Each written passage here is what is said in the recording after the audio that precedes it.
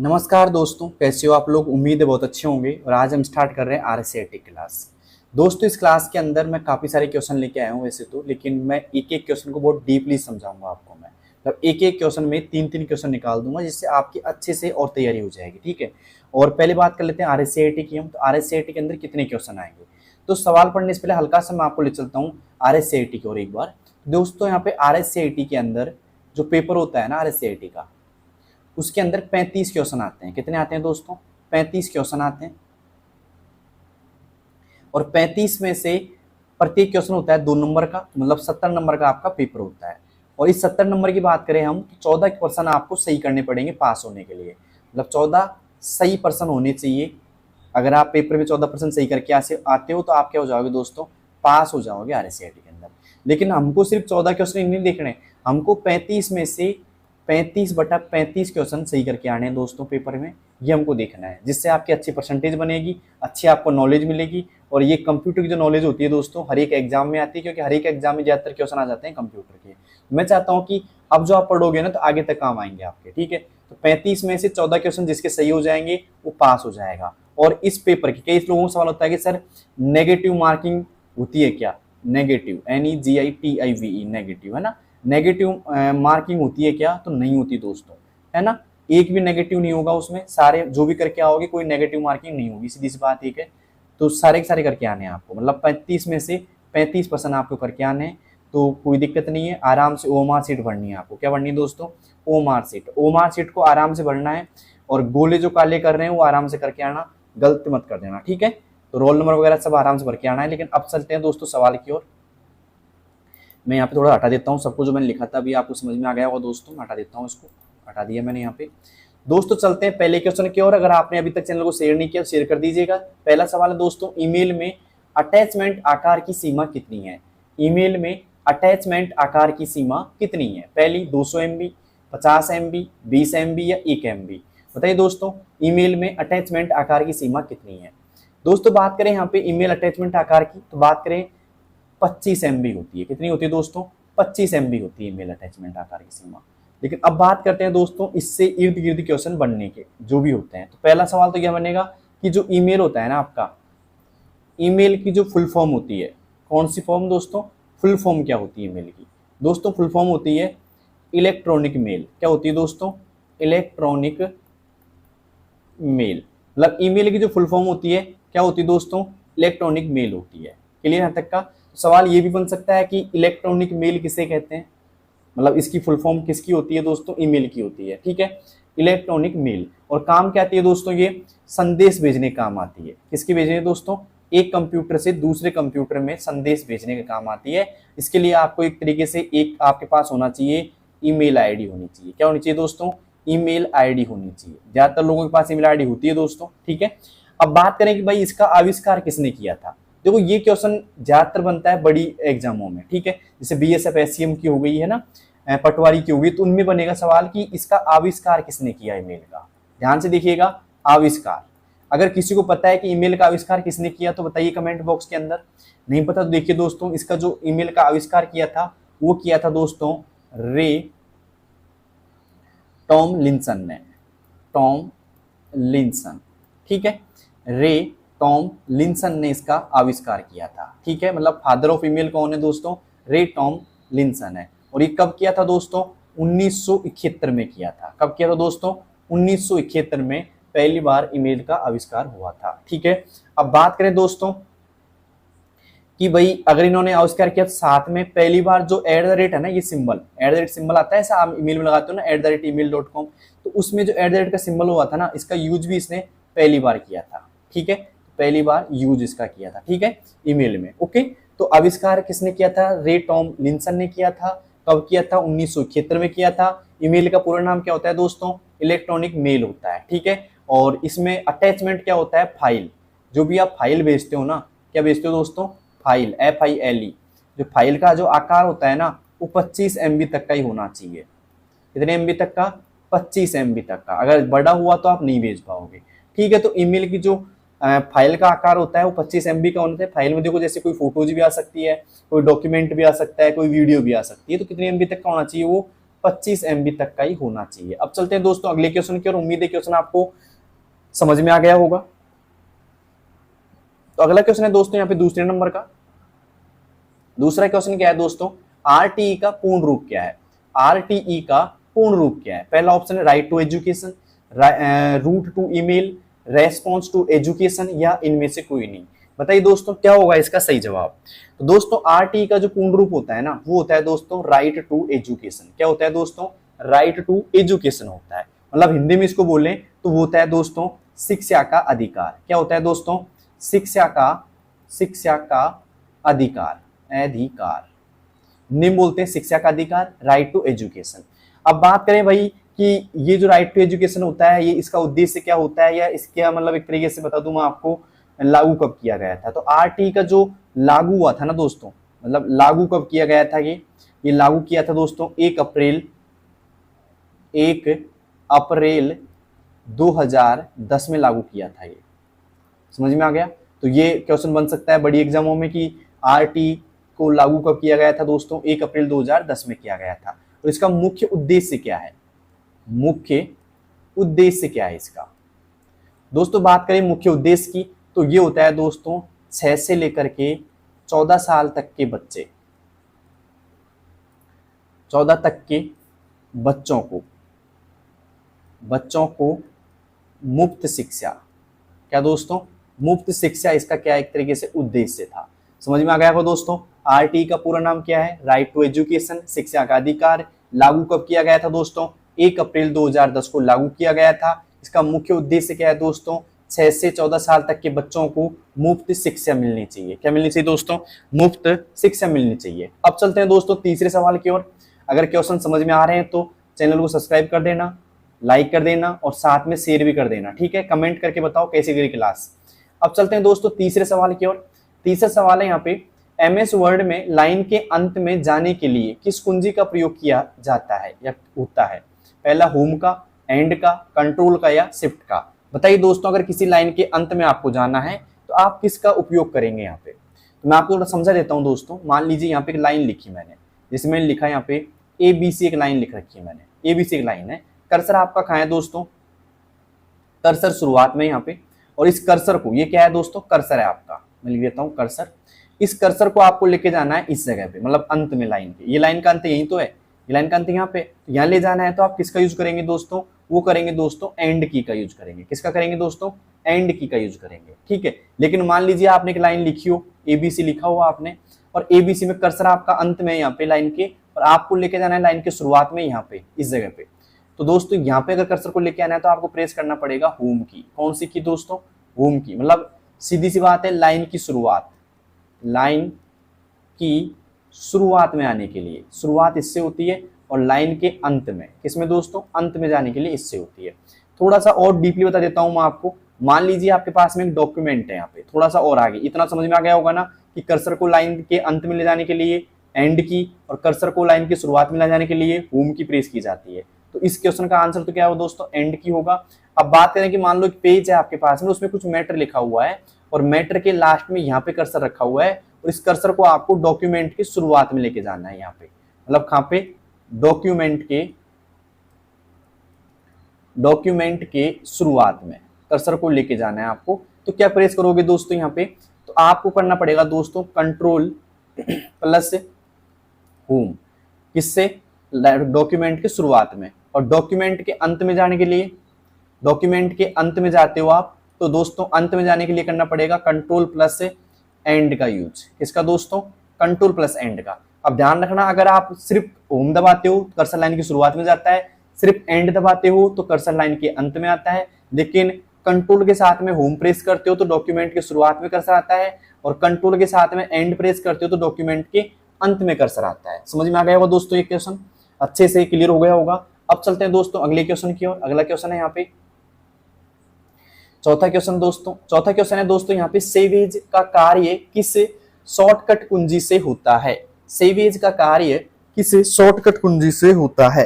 बताइए दोस्तों किससे होता है? पहला कंट्रोल S से होता है क्या? F12 से होता है, कंट्रोल प्लस A से होता है, या शिफ्ट S से होता है? दोस्तों MS वर्ड में सेवेज का जो कार्य होता है ना, अब देखो यहाँ पे किससे होगा, F12 से होगा। F12 जैसे प्रेस करते हो सेव एज का ऑप्शन आ जाता है। लेकिन थोड़ा बात कर लेते हैं, अगर F12 नहीं हो तो क्या होगा, यहाँ पे वहां पे ऑप्शन आएगा control plus shift plus S.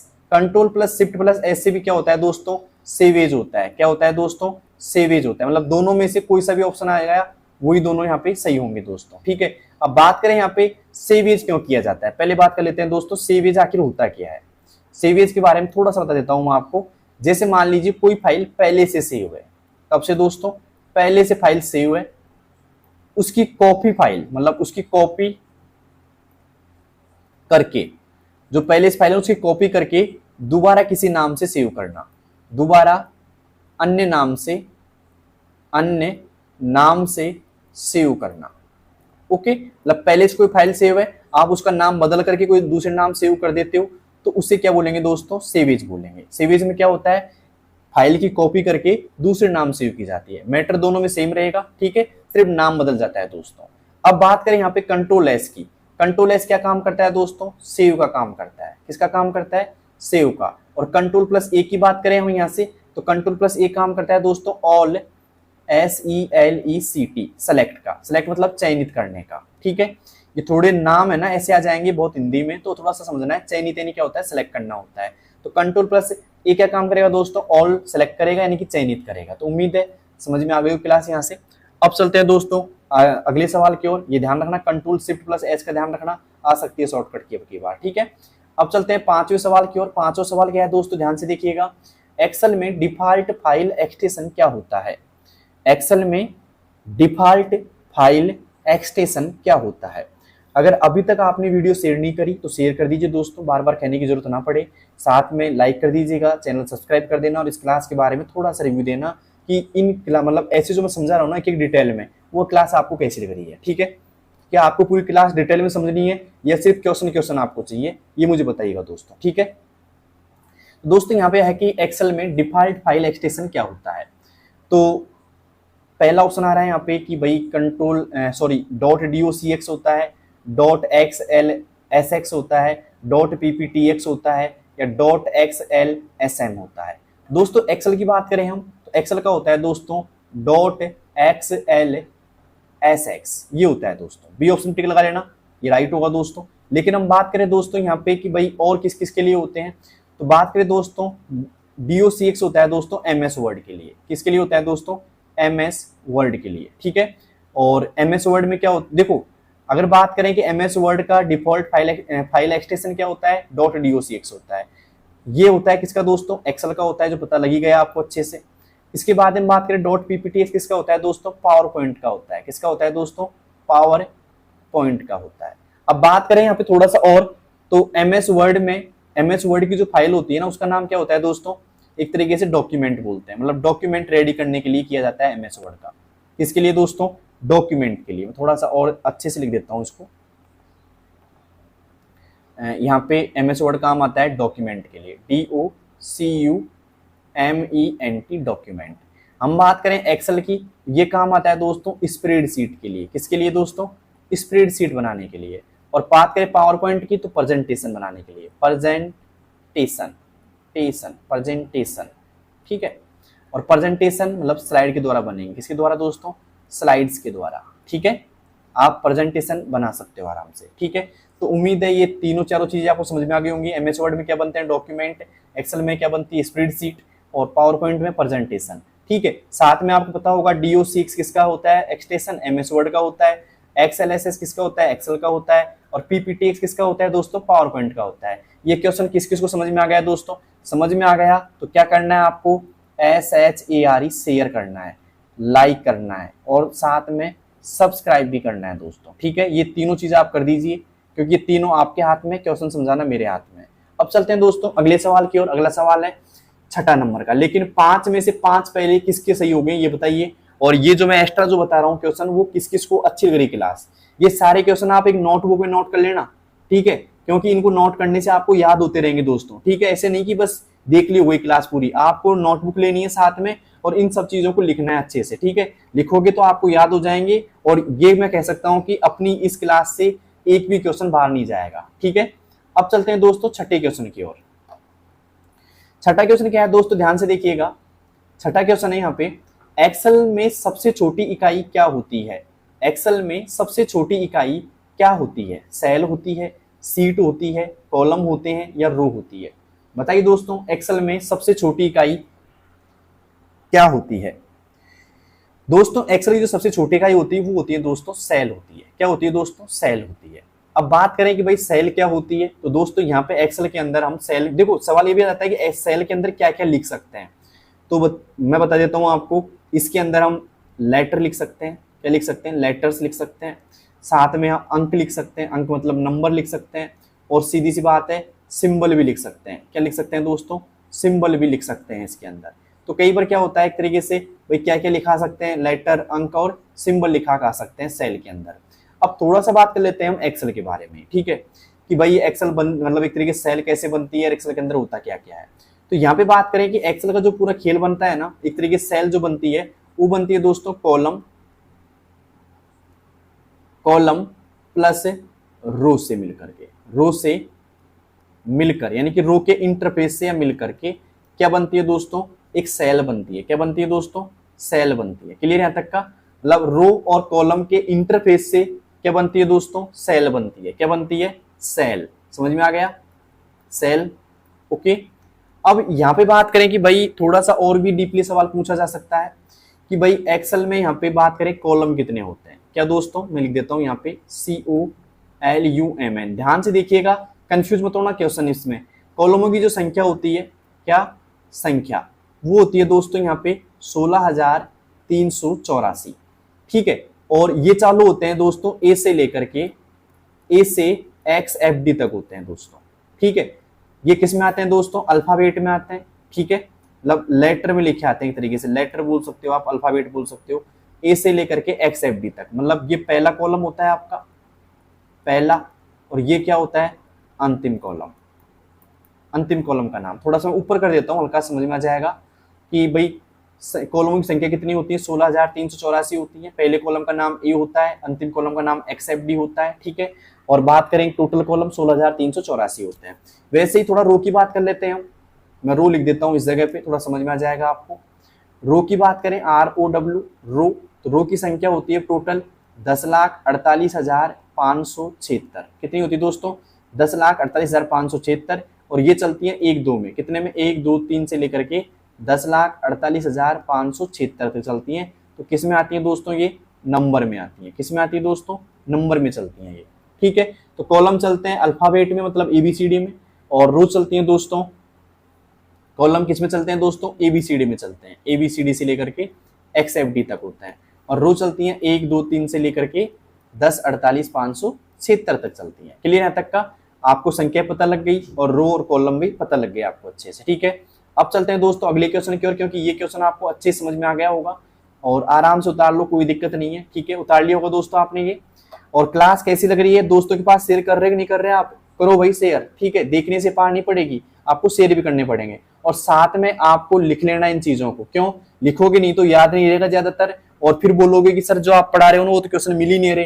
भाई मिलेंगे कैसे जब आप डिटेल से नहीं पढ़ोगे? तो मैंने एक एक क्वेश्चन को डिटेल से बताया। हो सकता है कि जरूरी नहीं आपको ये सवाल मिले सामने लिखा हुआ कि एक्सेल में सबसे छोटी इकाई क्या होती है। हो सकता है ये मिल जाए कि एक्सेल में जो सेल होती है ना उसमें क्या क्या लिखा कर सकते हैं, लेटर, अंक, सिंबल लिखा कर सकते हैं, कॉलमों की संख्या कितनी हो सकती है, रो की संख्या कितनी हो सकती है, पहला कॉलम का नाम क्या होता है, अंतिम कॉलम का नाम क्या होता है। ठीक है, ये सब कुछ आपको देखने को मिल सकता है आराम से, तो आराम से उतार लीजिए।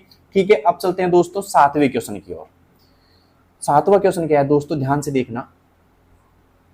7वां क्वेश्चन है, फाइंड एंड रिप्लेस के लिए कौन सी शॉर्टकट की होती है? फाइंड एंड रिप्लेस के लिए कौन सी शॉर्टकट की होती है? पहला Ctrl+R होती है, Ctrl+F होती है, Ctrl+H होती है, या Ctrl+G होती है? बताइए दोस्तों, फाइंड एंड रिप्लेस के लिए कौन सी शॉर्टकट की होती है? दोस्तों बात करें हम फाइंड एंड रिप्लेस के लिए तो Ctrl+H होती है दोस्तों। क्या होती है दोस्तों? Ctrl+H होती है। जरूरी नहीं फाइंड एंड रिप्लेस लिखा है, ओनली रिप्लेस की भी क्या होती है दोस्तों? Ctrl+H ही मानी जाती है। क्या दोस्तों? Ctrl+H ही मानी जाती है। समझ में आ गया होगा। लेकिन अब बात करें थोड़ा सा आगे यहाँ पे, तो यहाँ पे देखो इसका आंसर तो Ctrl+H हो गया, किसके लिए? फाइंड एंड रिप्लेस के लिए। लेकिन Ctrl+R की बात करें, मैं लिख देता हूँ यहाँ पे CTRL प्लस आर किसके लिए काम करती है, राइट अलाइन के लिए। किसके लिए दोस्तों, राइट अलाइन के लिए काम करती है। ठीक है, यहाँ पे दूसरी बात करें बी ऑप्शन की, यहाँ पे बात करें CTRL प्लस एफ क्या काम करती है दोस्तों, फाइंड का काम करती है। क्या दोस्तों, फाइंड का काम करती है। और कंट्रोल प्लस जी क्या काम करती है दोस्तों, कंट्रोल प्लस जी काम करती है गो टू का। किसका दोस्तों, गो टू का काम करती है। क्लियर है तक का, तो पता लग गया आपको ये होती है राइट अलाइनमेंट के लिए। ऐप का पता लग गया आपको, कंट्रोल जी का पता लग गया आपको, तो आराम से इनको भी रट लेना अच्छे से और समझ लेना दोस्तों। ठीक है, अब चलते हैं दोस्तों अगले क्वेश्चन की ओर, 8वें क्वेश्चन की ओर। 8वां क्वेश्चन क्या है दोस्तों, सीपीयू का पूरा नाम क्या है। क्या दोस्तों, सीपीयू का पूरा नाम क्या है दोस्तों। यहाँ पे पहला ऑप्शन है सेंट्रल प्रोसेस यूनिट, दूसरा ऑप्शन आ रहा है सेंट्रल प्रोसेसिंग यूनिट, तीसरा आ रहा है कंट्रोल प्रोसेसिंग यूनिट, या फिर कंप्यूटर प्राइमरी यूनिट। बताइए दोस्तों क्या होगा इसका सही जवाब। अगर आपको आता है तो बताइए दोस्तों जल्दी से। दोस्तों सीपीयू का जो पूरा नाम होता है वो होता है दोस्तों सेंट्रल प्रोसेसिंग यूनिट। क्या होता है दोस्तों, सेंट्रल प्रोसेसिंग यूनिट। लगा लीजिए दोस्तों, सेंट्रल प्रोसेसिंग यूनिट पे टिक। अब आइए थोड़ा बात कर लेते हैं सीपीयू के बारे में। ठीक है, फुल फॉर्म आपको पता लग गया, ये तो पूरा नाम होता है दोस्तों। क्या होता है, पूरा नाम बोल सकते हो आप इसको, पूरा नाम होता है। लेकिन अब बात करें थोड़ा सीपीयू के बारे में, तो मैं लिख देता हूं यहाँ पे सीपीयू। सीपीयू की बात करें दोस्तों यहाँ पे, तो सीपीयू एक तरीके से क्या होता है, एक प्रोसेसिंग डिवाइस होता है। क्या होता है दोस्तों, प्रोसेसिंग डिवाइस होता है। सवाल आ सकता है कि सीपीयू कौन सी डिवाइस होता है दोस्तों, तो प्रोसेसिंग डिवाइस होता है। पहला सवाल क्लियर। दूसरा क्या होता है कि इसे हम कंप्यूटर का मस्तिष्क कहते हैं। क्या कहते हैं दोस्तों, कंप्यूटर का क्या कहते हैं दोस्तों, माइंड कहते हैं। ओके, कंप्यूटर का माइंड होता है। अब तीसरी बात है कि भाई सीपीयू को 3 भागों में बांटा जाता है। सीपीयू की बात करें 3 भाग होते हैं इसके सीपीयू के। पहला होता है, सीपीयू की बात कर रहा हूं मैं, तो पहला यहाँ पे दूसरा लिख दूंगा मैं, और यहाँ पे मैं तीसरा लिख दूंगा। पहला होता है दोस्तों एएलयू। क्या होता है, एएलयू। दूसरा होता है सीयू, और तीसरा होता है रजिस्टर। क्या होता है दोस्तों, रजिस्टर। सवाल आएगा सीपीयू के कितने भाग होते हैं, 3 होते हैं। एएलयू होता है, सीयू होता है, और रजिस्टर होता है। ठीक है, अब थोड़ी सी बात कर लेते हैं भाई एएलयू के बारे में, फिर बात कर लेंगे सीयू के बारे में और रजिस्टर के बारे में। ठीक है, तो यहाँ पे बात करें, समझ में आ गया दोस्तों सीपीयू का पूरा नाम क्या है, सेंट्रल प्रोसेसिंग यूनिट होता है। ये प्रोसेसिंग डिवाइस होती है, कंप्यूटर का मस्तिष्क होता है दोस्तों, और ये 3 भागों में बांटा जाता है, एएलयू, सीयू और रजिस्टर। ठीक है, अब बात करें दोस्तों एएलयू क्या होता है, मैं लिख देता हूं यहाँ पे पहला नंबर एएलयू। उतार लेना भाई कॉपी के अंदर, भूल मत जाना इनको। एएलयू की जो फुल फॉर्म होती है वो होती है दोस्तों ARITH, arithmetic, METIC, arithmetic. Okay, arithmetic logic, LOGIC, logic unit. ये इसकी एक तरीके से फुल फॉर्म होती है एएलयू की। ठीक है, और ये काम क्या करता है दोस्तों, जो कार्य करता है वो करता है दोस्तों तार्किक। कौन सी दोस्तों, तार्किक गणनाएं करता है, गणनाएं करता है। ठीक है, और इसको मतलब एएलयू को क्या कहा जाता है दोस्तों, इसे कहा जाता है सीपीयू का माइंड। ध्यान रखना, कंप्यूटर का माइंड क्या होता है, सीपीयू होता है, और सीपीयू का माइंड किसे कहते हैं दोस्तों, एएलयू को कहते हैं। किसे कहते हैं, एएलयू को कहते हैं, मतलब दिमाग। ओके, एएलयू को कहते हैं। अब बात करें थोड़ी सीयू की, यहाँ पे सीयू की बात करता हूं मैं दोस्तों। दूसरे नंबर पे जो सीयू आता है उसकी बात कर रहा हूं मैं, सीयू की। तो सीयू क्या होता है दोस्तों, कंट्रोल यूनिट होता है। क्या होता है दोस्तों, कंट्रोल यूनिट होता है। और ये क्या काम करता है दोस्तों, कंट्रोल यूनिट क्या काम करता है दोस्तों, निर्देशों को कंट्रोल करता है। क्या करता है दोस्तों, निर्देशों को कंट्रोल करता है। क्लियर यहां तक का। ओके, अब एक और बात यहां से बन सकती है कि भाई एक और सवाल यहां से बन सकता है क्वेश्चन कि सबसे तेज मेमोरी कौन सी होती है, सबसे तेज मेमोरी जो सीपीयू के निकटतम रहती है, सीपीयू के निकटतम है ना, निकटतम रहती है। क्लियर यहां तक का। तो बताइए दोस्तों, यहां तक उतार लिया होगा आपने कि एएलयू क्या होता है, अर्थमेटिक लॉजिक यूनिट होता है, कार्य करता है, तार की गणनाएं करता है। सीपीयू का माइंड है ना, दिमाग कहते हैं। और सीयू क्या होता है दोस्तों, कंट्रोल यूनिट होता है, निर्देशों को कंट्रोल करता है। और एक और बात करें यहाँ पे, सबसे तेज मेमोरी कौन सी होती है दोस्तों, सीपीयू के निकटतम रहती है। मतलब सबसे तेज मेमोरी होनी चाहिए जो सीपीयू के निकटतम है, वो है दोस्तों कैश मेमोरी। क्या है दोस्तों? कैश मेमोरी होती है, कैश मेमोरी होती है। क्लियर यहाँ तक का? जो सबसे तेज मेमोरी होती है एक तरीके से, ओके। और कुछ समय के लिए डाटा स्टोर करती है। ये क्या करती है दोस्तों? कुछ समय के लिए डाटा स्टोर करती है। अब चलते हैं दोस्तों अगले सवाल की तरफ। अगला सवाल क्या है दोस्तों? यहाँ पे 9वां सवाल। उम्मीद है आपको यहाँ पे ये सवाल आराम से समझ में आ गया होगा। सीपीयू का तो अब कोई सवाल आया तो आप गलत कर ही नहीं सकते, ध्यान रखना इस चीज का, ठीक है। उतार लेना अच्छे से इनको, वीडियो को पॉज कर लेना, फिर उतार लेना, आराम से उतारना आपके हाथ में दोस्तों, ठीक है। अब चलते हैं दोस्तों अगले सवाल की ओर। अगला सवाल है यहाँ पे 9वां, रैम का फुल फॉर्म क्या है?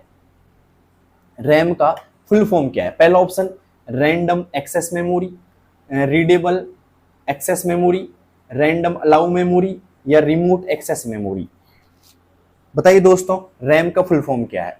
दोस्तों रैम का जो फुल फॉर्म होगा वो होगा रैंडम एक्सेस मेमोरी। क्या होता है दोस्तों? Random access memory. ये मेमोरी में हम सिर्फ सिर्फ तो क्या, पढ़ भी सकते हैं इसमें और लिख भी सकते हैं, दोनों ही काम कर सकते हैं, पढ़ और लिख सकते हैं। समझ में आ गया? रैंडम एक्सेस मेमोरी में क्या कर सकते हैं हम? पढ़ और लिख सकते हैं। लेकिन एक और मेमोरी ऐसी आती है जिसको हम बोलते हैं रोम मेमोरी, ROM। तो यहां से भी सवाल बन सकता है। ROM की बात करें तो इसकी जो फुल फॉर्म होती है रीड ओनली मेमोरी। क्या होती है दोस्तों? रीड ओनली मेमोरी होती है। इसमें सिर्फ और सिर्फ पढ़ सकते हैं। क्या कर सकते हैं दोस्तों? सिर्फ पढ़ सकते हैं। क्लियर है तक का? सिर्फ क्या कर सकते हैं दोस्तों? पढ़ सकते हैं। क्या होती है? रीड ओनली मेमोरी, सिर्फ पढ़ा जा सकता है, लेकिन रैम में पढ़ भी सकते हैं हम और लिख भी सकते हैं, ठीक है। अब चलते हैं दोस्तों अगले सवाल की ओर। उम्मीद है ये क्वेश्चन आपको समझ में आ गया होगा दोस्तों। अब चलते हैं दोस्तों अगले सवाल की ओर। अगला सवाल है यहाँ पे 10वां सवाल। 10वां है दोस्तों अपर फंक्शन क्या करता है? अपर फंक्शन क्या करता है? टेक्स्ट को जोड़ता है। यहाँ पे ये एक्सेल का सवाल बन रहा है दोस्तों। किसका बन रहा है? एक्सेल का बन रहा है। पहला ऑप्शन टेक्स्ट को जोड़ता है, टेक्स्ट को अपर केस में बदलता है, टेक्स्ट की लंबाई निकालता है, या फिर टेक्स्ट को लोअर केस में बदलता है। बताइए दोस्तों क्या काम करता है ये अपर केस का जो अपर का फंक्शन का कार्य क्या है? दोस्तों बात करें अपर फंक्शन की तो ये जो काम करता है वो करता है टेक्स्ट को अपर केस में बदलता है। क्या करता है दोस्तों? टेक्स्ट को अपर केस में बदलता है, ठीक है। अब बात करें यहाँ पे कि होता क्या है अपर केस? अपर केस होता है दोस्तों बड़ी ABCD, ABCD ऐसे में बदलता है। देखो क्या काम करता है, मैं थोड़ा सा आउटपुट बता देता हूँ वहां पे। तो पहला यहाँ पे है अपर केस क्या काम करेगा।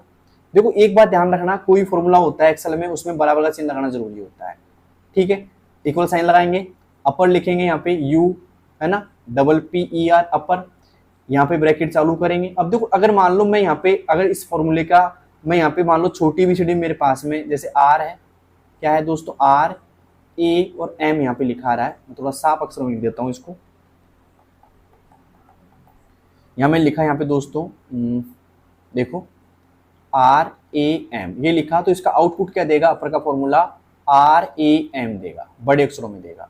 लेकिन मान लो एक और फॉर्मूला आता है इसी का जैसा लोअर का। किसका देता है दोस्तों? लोअर का। लोअर क्या काम करता है दोस्तों? जैसे मान लो इसमें मैंने आउटपुट ये रखा RAM, तो ये क्या देगा दोस्तों? लोअर का फॉर्मूला RAM देगा, मतलब इसका आउटपुट ये होगा, ठीक है। अगर बड़े अक्षरों क्या करता है दोस्तों? छोटे में। लोअर केस क्या करता है दोस्तों? छोटे में बदलता है, छोटे में बदलता है एक तरीके से, ठीक है। और ये क्या काम करता है दोस्तों? बड़े अक्षरों में। किसमें दोस्तों? बड़े अक्षरों में बदलता है।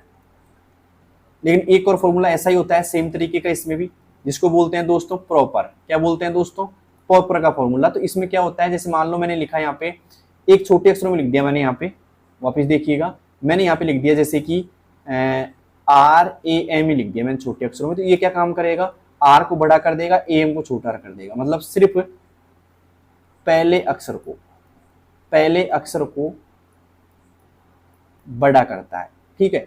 थोड़ा दिख गया होगा आपको, दिखने में प्रॉब्लम आ रही होगी दोस्तों। यहाँ पे मैं थोड़ा ऊपर कर देता हूँ। पहले अक्षरों को क्या करता है दोस्तों? बड़ा कर देता है। क्लियर यहाँ तक का? तो आपको मैंने यहाँ पे 3 फॉर्मूले समझाए। पहला समझाया दोस्तों मैंने अपर का। अपर क्या काम करता है? बड़े अक्षरों में यानी कि अपर केस से बदलता है। लोअर का फॉर्मूला क्या काम करता है? छोटे अक्षरों में बदलता है। और प्रॉपर का क्या काम करता है दोस्तों? यहाँ पे पहले अक्षर को बढ़ा करता है। समझ में आ गया वो दोस्तों? क्लास आपको कैसी लग रही है? अच्छी लग रही है तो लाइक शेयर और सब्सक्राइब करना, अपने दोस्तों के पास जरूर शेयर करना, क्योंकि मैंने आपको अच्छी तरह इसको समझा दिया दोस्तों, ठीक है। अब चलते हैं दोस्तों अगले सवाल की ओर। अगला सवाल है यहाँ पे 11वां क्या है दोस्तों? ध्यान से देखना। कंट्रोल+H का उपयोग होता है, कंट्रोल प्लस एच का उपयोग होता है। तो देखो दोस्तों क्या उपयोग होता है कंट्रोल प्लस एच का, हाइपरलिंक जोड़ने के लिए, रिप्लेस करने के लिए, फाइंड करने के लिए, हैंगिंग करने के लिए, हैंगिंग इंडेंट के लिए। दोस्तों यहाँ पे कंट्रोल एच का काम करेगा, वो करेगा दोस्तों रिप्लेस करने का। ध्यान रखना ओनली रिप्लेस आएगा तब भी कंट्रोल एच होगा, और यहाँ पे फाइंड एंड रिप्लेस होता है ना, फाइंड एंड रिप्लेस करते हैं अपन, ठीक है, उसमें भी क्या होता है दोस्तों, कंट्रोल प्लस एच का ही काम होता है। किसका होता है दोस्तों, कंट्रोल प्लस एच का ही होता है। तो यहाँ पे बात करें कंट्रोल एच का जो उपयोग होता है रिप्लेस करने के लिए या फाइंड एंड रिप्लेस करने के लिए, बी ऑप्शन लगा लिया, ठीक है, यहाँ पे ये होगा सही।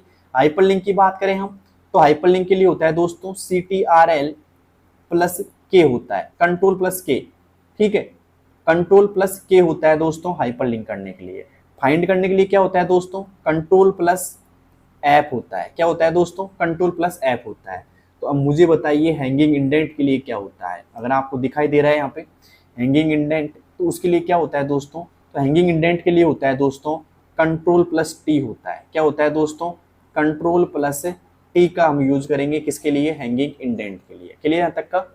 और किसने MS वर्ड में हैंगिंग इंडेंट किया भाई, जल्दी बताइए कमेंट बॉक्स के अंदर।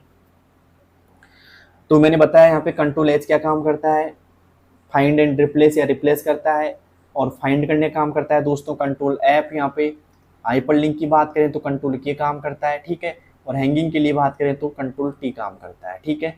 अब चलते हैं दोस्तों अगले सवाल की, और अगला सवाल है मेरा 12वां सवाल है यहाँ पे। 12वां है कि यहाँ पे यदि आप टेक्स्ट को इटैलिक करना चाहते हैं, टेक्स्ट को इटैलिक करना चाहते हैं तो किस शॉर्टकट की का प्रयोग करेंगे। यदि आप टेक्स्ट को इटैलिक करना चाहते हैं तो किस शॉर्टकट की का प्रयोग करेंगे। अगर आपको आता है तो जल्दी बताइए दोस्तों, किस शॉर्टकट की का प्रयोग करेंगे हम इटैलिक में। पहले बता देता हूं इटैलिक मतलब क्या होता है। इटैलिक मतलब होता है तिरछा करना। क्या दोस्तों, तिरछा या टेढ़ा करना। तिरछा या टेढ़ा करना क्या होता है दोस्तों, इटैलिक का काम होता है, ठीक है। अब बात करें यहाँ पे कि भाई किससे होता है, तो वो होता है दोस्तों कंट्रोल प्लस आई से होता है। कंट्रोल प्लस आई से क्या होता है दोस्तों, तिरछा या टेढ़ा हो जाता है। हम बात करें यहाँ पे, ये तो समझ में आ गया होगा दोस्तों, कंट्रोल जे क्या काम करता है, ये काम करता है दोस्तों जस्टिफाई का। किसका करता है दोस्तों, जस्टिफाई का काम करता है। कंट्रोल प्लस बी करता है दोस्तों बोल्ड करने का। बोल्ड को हिंदी में बोलते हैं गहरा करना, गहरा, ठीक है, या गाढ़ा करना, गाढ़ा भी बोल सकते हो आप इसको। आगे चलते हैं दोस्तों, कंट्रोल आई मतलब तिरछा करना, ओके। और कंट्रोल यू क्या काम करता है दोस्तों, अंडरलाइन करना, अंडरलाइन, ओके। अंडरलाइन करने का किसका काम होता है दोस्तों, कंट्रोल प्लस यू का काम होता है, ठीक है।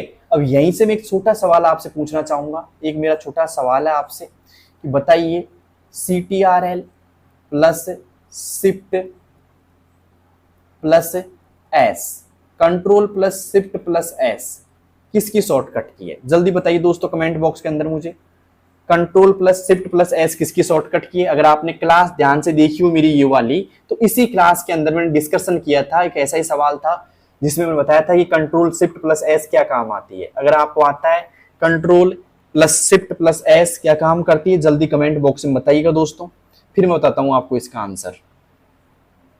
क्या होता है दोस्तों control plus shift plus S से, दोस्तों control plus shift plus S जो काम करता है भाई, वो काम करता है सेवेज का। क्या काम करता है दोस्तों, सेवेज का काम करता है। ध्यान रखना सेवेज की शॉर्टकट की क्या होती है, control plus shift plus S होती है, और इसी की एक शॉर्टकट की होती है दोस्तों F12। क्या होती है दोस्तों, F12 भी इसी की शॉर्टकट की होती है। ध्यान रखना, ये तो बताया था मैंने सवाल में आपको अच्छे से, ठीक है। तो उम्मीद है ये क्वेश्चन आपको समझ में आ गया होगा, और किसके 12 में से 12 सही है भाई, और किस किस को आज की मेरी क्लास पसंद आ रही है, जो मैंने क्लास ली है ना आज की, वो किस किस को पसंद आ रही है, कौन कौन ऐसे लोग हैं जिनको क्लास पसंद आ रही है भाई, जल्दी कमेंट बॉक्स में आप बता सकते हो मुझे, ठीक है। और आपको क्या ऐसी क्लास चाहिए क्या, या सिर्फ देखो 2 तरह क्लास होती हैं, एक क्लास जिसमें मैं आपको सारे क्वेश्चन के इर्द गिर्द के जो भी टॉपिक है ना वो समझा दूं, भाई यहाँ से क्वेश्चन बन सकता है, यहाँ से बन सकता है, यहाँ से बन सकता है। और एक क्लास ऐसी होती है कि बस क्वेश्चन कराया, ऑप्शन दिया और बस टिक कर दिया। तो कौन सी क्लास आपको चाहिए, ऐसी क्लास चाहिए या फिर एक एक ऑप्शन वाली क्लास चाहिए आपको, ठीक है। जल्दी बताइएगा दोस्तों क्लास कैसी लग रही है बताना, इसका रिव्यू आपको देना है, ठीक है। अब चलते हैं दोस्तों अगले क्वेश्चन की, और इसका आंसर तो आपको मिल ही गया, कंट्रोल शिफ्ट प्लस एस का जो काम होता है सेवेज करने का होता है। अब चलते हैं 13वें क्वेश्चन की ओर। 13वां क्वेश्चन क्या है, एक्सेल में कंट्रोल प्लस डी का प्रयोग किस लिए होता है। एक्सेल में कंट्रोल प्लस डी का प्रयोग किस लिए होता है? बताइए दोस्तों। पहला ऑप्शन सेल डिलीट करने के लिए, दूसरा फिल डाउन यानी कि ऊपरी सेल की वैल्यू भरने के लिए, कॉलम डिलीट करने के लिए, या डेट डालने के लिए। बताइए दोस्तों। एक्सेल में किसमें दोस्तों? एक्सेल की बात करें हम तो एक्सेल में जो यहाँ पे कंट्रोल डी काम करता है दोस्तों, वो काम करता है फिल डाउन करने के लिए, मतलब नीचे की ओर वैल्यू फिल करने के लिए। ठीक है, ऊपरी सेल की वैल्यू नीचे की ओर फिल करने के लिए। तो कंट्रोल डी का मतलब आपको समझ में आ ही गया होगा। लेकिन एक बात और यहाँ पे, कंट्रोल डी का दो जगह और उपयोग बता देता हूं मैं। एक तो एमएस वर्ड में क्या उपयोग होता है, ध्यान रखना, और एक दोस्तों पावर पॉइंट में क्या उपयोग होता है, PUWERPNT, पावर पॉइंट में क्या उपयोग होता है। तो एमएस वर्ड में तो क्या काम करता है दोस्तों, फॉन्ट डायलॉग बॉक्स, क्या दोस्तों, फॉन्ट डायलॉग बॉक्स ओपन करता है। ये क्या करता है दोस्तों, फॉन्ट डायलॉग बॉक्स ओपन करता है। कौन करता है ओपन दोस्तों, कंट्रोल प्लस डी करता है, कंट्रोल प्लस डी करता है। क्या करता है control plus D, font dialog box open करता है। कौन करता है दोस्तों, लिख देता हूं वापिस से, कंट्रोल प्लस डी की बात कर रहा हूं मैं। ये क्या काम करता है एक्सेल के अंदर, एमएस वर्ड के अंदर फॉन्ट डायलॉग बॉक्स ओपन करता है, जबकि एक्सेल के अंदर क्या काम करता है, फिल डाउन मतलब ऊपरी सेल की वैल्यू नीचे भरने के लिए। अब बताइए दोस्तों पावर पॉइंट में क्या काम करता है, तो पावर पॉइंट में करता है दोस्तों डुप्लीकेट स्लाइड्स के लिए, SLIDES, स्लाइड्स के लिए। किसके लिए दोस्तों, स्लाइड्स के लिए, डुप्लीकेट स्लाइड्स के लिए काम करता है दोस्तों। कौन, कंट्रोल डी काम करता है। क्या करता है दोस्तों, कंट्रोल प्लस डी काम करता है। मतलब कंट्रोल डी यहाँ पे तीनों जगह अलग अलग काम करता है। समझ में आ गया होगा आपको कंट्रोल डी का मैंने क्या क्या समझाया आपको यहाँ पे। तो उम्मीद है ये क्लास मतलब पसंद आ रही होगी आपको। 13वां क्वेश्चन भी आपको समझ में आ गया होगा दोस्तों। अब चलते हैं दोस्तों 14वें क्वेश्चन की ओर। 14वां क्वेश्चन क्या है दोस्तों, ध्यान से देखिएगा। लेफ्ट अलाइन के लिए निम्न में से कौन सा शॉर्टकट है, लेफ्ट अलाइन के लिए निम्न में से कौन सा शॉर्टकट है। पहला कंट्रोल प्लस जे है, कंट्रोल प्लस एल है, कंट्रोल प्लस ई है, या कंट्रोल प्लस आर है। बताइए दोस्तों लेफ्ट अलाइन के लिए कौन सा शॉर्टकट है। तो सबसे पहले बात करें कि भाई लेफ्ट अलाइन के लिए जो होता है वो होता है दोस्तों, बी ऑप्शन लगा लीजिए, कंट्रोल प्लस एल होता है। अब बात करें दोस्तों यहाँ पे अलाइन की, अलाइनमेंट क्या होते हैं ये समझा देता हूँ थोड़ा सा मैं आपको। दोस्तों अलाइनमेंट की बात करें, किसकी बात कर रहे हैं हम, अलाइनमेंट की, अलाइनमेंट की बात करते हैं। अलाइनमेंट को हिंदी में क्या बोलते हैं दोस्तों, संरेखण बोलते हैं। क्या बोलते हैं दोस्तों, संरेखण बोलते हैं, संरेखण। ओके, और संरेखण की बात करें पैराग्राफ की, हम किसकी बात करेंगे दोस्तों आज, पैराग्राफ की। तो यहाँ पे अलाइनमेंट होते हैं 4 प्रकार के। कितने प्रकार के दोस्तों, 4 प्रकार के होते हैं। पहला होता है दोस्तों लेफ्ट, दूसरा होता है यहाँ पे सेंटर, तीसरा होता है दोस्तों यहाँ पे राइट, और चौथा होता है दोस्तों यहाँ पे जस्टिफाई। क्या होता है दोस्तों, जस्टिफाई होता है। ये 4 अलाइनमेंट होते हैं पैराग्राफ के। और ये जो लेफ्ट होता है ना भाई, लेफ्ट होता है बाय डिफॉल्ट। क्या होता है, बाय डिफॉल्ट होता है, DEFAULT, मतलब स्वतः अपने आप ही। क्या दोस्तों, अपने आप जो अलाइनमेंट लगा रहता है वो कौन सा होता है दोस्तों, लेफ्ट होता है। ठीक है, अब लेफ्ट अलाइनमेंट की थोड़ी पहचान कैसे करेंगे, देखो ध्यान से। अगर मान लो, थोड़ा समझा देता हूँ आपको, फिर इनकी शॉर्टकट की बताऊंगा। देखो यहाँ पे समझा देता हूँ मैं कि भाई मान लो एक मैटर लिखा हुआ है आपके सामने, और मैटर कुछ ऐसे है कि भाई यहाँ से तो एक सिद्ध में एकदम, यहाँ भी एक सिद्ध में, लेकिन यहाँ से आगे पीछे मैटर हो रहा है। यहाँ तो एक सिद्ध में मैटर है एकदम, ये तो सिद्ध है, तो मतलब लेफ्ट साइड से एक सिद्ध में, और यहाँ पे क्या है दोस्तों, आगे पीछे हो रहा है। तो कौन सा अलाइनमेंट होगा, ये लेफ्ट होगा। लेकिन मान लीजिए कि यहाँ भी आगे पीछे हो रहा है, दोनों जगह आगे पीछे हो रहा है ऐसे, मतलब यहाँ से भी आगे पीछे हो रहा है, यहाँ से भी क्या हो रहा है दोस्तों, आगे पीछे। तो कौन सा हो जाएगा, सेंटर हो जाएगा। कौन सा हो जाएगा दोस्तों, सेंटर हो जाएगा। और तीसरे की बात करें हम कि भाई यहाँ से है ना एकदम राइट साइड में, इस साइड में एकदम सिद्ध में मैटर दिखाई दे रहा है आपको, इस साइड, ठीक है, और यहाँ से आपको आगे पीछे दिखाई दे रहा है। तो ये कौन साइड है दोस्तों, राइट साइड है। ये कौन सा हो जाएगा आपका, राइट हो जाएगा। समझ में आ गया। और जब मैटर दोनों साइड से आपका बराबर नजर आ रहा है, मतलब इधर से भी सीधा और इधर से भी सीधा, ठीक है, मतलब इधर से भी एकदम सीधा, मैं थोड़ा सा हल्का सा इसको चेंज कर देता हूँ, इधर से भी एकदम सीधा मैटर दिखाई दे रहा है, तो इसे हम बोलेंगे भाई साहब जस्टिफाई। क्या बोलेंगे, जस्टिफाई अलाइनमेंट बोलेंगे। क्लियर है तक का। तो सीधी सी बात है, अगर लेफ्ट से एकदम सीध में नजर आ रहा है, इधर को आगे पीछे लाइन दिखाई दे रही है, लेफ्ट अलाइनमेंट है, जो बाय डिफॉल्ट भी रहता है। क्या रहता है दोस्तों, बाय डिफॉल्ट रहता है, ठीक है। और बात करें यहाँ पे सेंटर में दोनों तरफ से आगे पीछे रहती हैं, इसमें ऐसे कुछ रहता है, इसमें कुछ ऐसे रहता है, तो ये भी ध्यान रखना। आराम से आपको समझ में आ गया होगा दोस्तों। अब थोड़ा सा इसकी शॉर्टकट की बारे में बात कर लेते हैं। यहाँ तक आपको समझ में आ गया होगा कि अलाइनमेंट कितने होते हैं। और अब कंट्रोल जे क्या होता है दोस्तों, जस्टिफाई करना होता है। क्या होता है दोस्तों, जस्टिफाई करना होता है। कंट्रोल एल होता है लेफ्ट के लिए होता है दोस्तों। कंट्रोल ई होता है सेंटर अलाइनमेंट के लिए। और कंट्रोल प्लस आर होता है दोस्तों राइट अलाइनमेंट के लिए। समझ में आ गया दोस्तों। तो उम्मीद है ये क्वेश्चन आपको अच्छे से समझ में आ गया होगा, और ये आराम से उतार लेना। मैं थोड़ा धीरे धीरे कर लेता हूँ स्क्रॉल इसको, ठीक है। किस किस को समझ में आ गया भाई ये क्वेश्चन। तो अब चलते हैं दोस्तों आखिरी सवाल की, और आखिरी सवाल आज का 15वां सवाल है। कंट्रोल प्लस एन का प्रयोग किया जाता है। आपको ये 14 सवाल तो अच्छे से समझ में आ गया ना भाई, मैंने सब कुछ समझाया था इसमें धीरे धीरे। तो आप एक बार उतार लीजिए नोटबुक के अंदर सब कुछ, ठीक है, और समझ में आ जाएगा सब कुछ आपको। तो अब बात करें दोस्तों यहाँ पे हम कंट्रोल प्लस एन की। तो कंट्रोल एन का प्रयोग क्यों किया जाता है दोस्तों। पहला ऑप्शन नया डॉक्यूमेंट बनाने के लिए, डॉक्यूमेंट सेव करने के लिए, डॉक्यूमेंट प्रिंट करने के लिए, या डॉक्यूमेंट क्लोज करने के लिए। बताइए दोस्तों क्यों किया जाता है कंट्रोल एन का प्रयोग।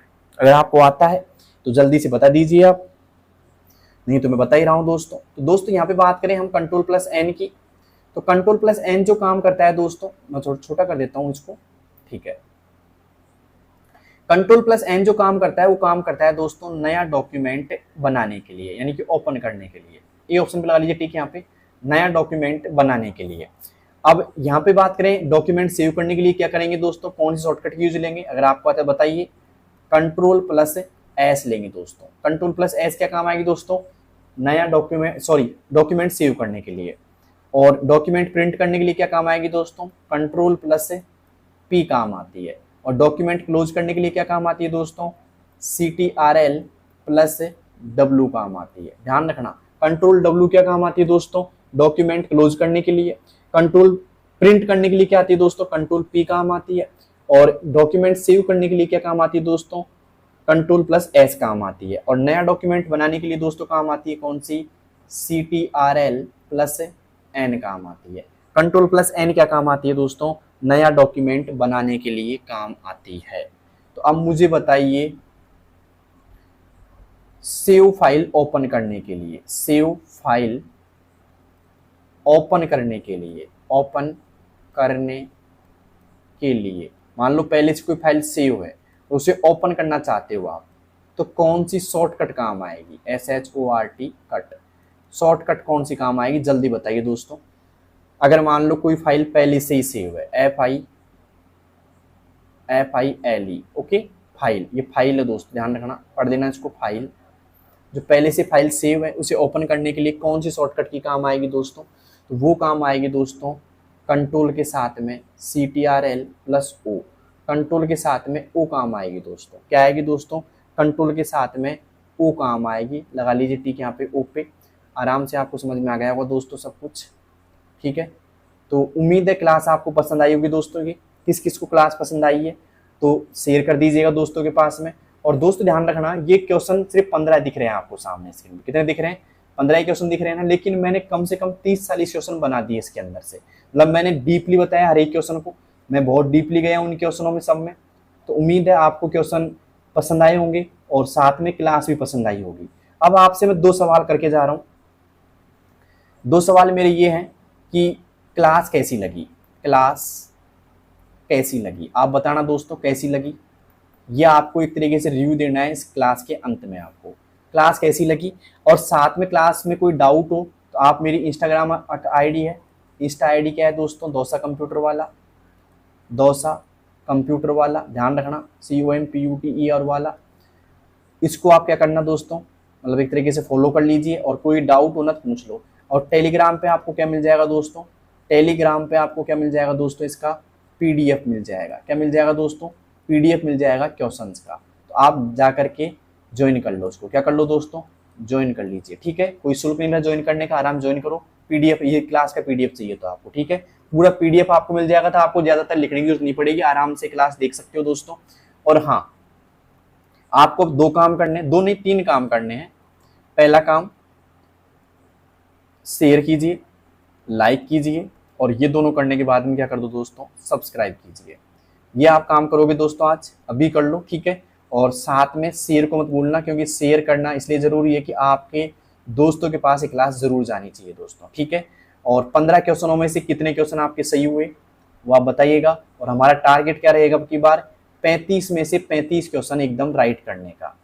35 में से 35 क्वेश्चन हमारे क्या होने चाहिए दोस्तों, सही होने चाहिए, ठीक है। ये हमारा टारगेट रहेगा, ठीक है। तो टारगेट को कौन कौन लोग पूरा करना चाहते हैं भाई, 35 में से 35 क्वेश्चन सही हो। तो आपको जो मैं डिटेल बता रहा हूँ ना क्वेश्चनों की, सारी क्वेश्चनों की, उनको बड़े ध्यान से देखना है, उनको बड़े ध्यान से आपको रीड करना है और इस क्लास को इंपॉर्टेंट क्लास समझ के पढ़ना है दोस्तों, क्योंकि सवाल 15 ही नहीं है, सवाल बहुत सारे बन रहे हैं इस क्लास के अंदर। तो सभी को अच्छे से देखना है और एक नोटबुक के अंदर इन सभी को नोट कर लीजिए आप, ठीक है, जिससे आपको बार बार क्लास देखने की जरूरत नहीं पड़ेगी और साथ में आपको याद भी हो जाएंगे दोस्तों, ठीक है। तो कैसी लगी क्लास ये जरूर बताना दोस्तों, उम्मीद है बहुत अच्छी लगी होगी। और साथ में अब करता हूं क्लास को मैं समाप्त, ठीक है। तो धन्यवाद दोस्तों क्लास देखने के लिए, और उम्मीद है पसंद आई होगी। किस किस को पसंद आई है कमेंट बॉक्स में जरूर बताना और शेयर जरूर करना, ठीक है। मिलते हैं दोस्तों अगली क्लास के अंदर। अगली क्लास इससे भी ज्यादा इंपॉर्टेंट होने वाली है, तो इस क्लास को पहले फिनिश कर लीजिएगा, जिससे आपको अगली क्लास देखने में काफी हेल्प मिलेगी दोस्तों, ठीक है। और इस क्लास में से क्वेश्चन पूछूंगा अगली क्लास में मैं, ठीक है। तो इस क्लास को अच्छी तरह देख लो और फिनिश कर लो, ठीक है। धन्यवाद दोस्तों।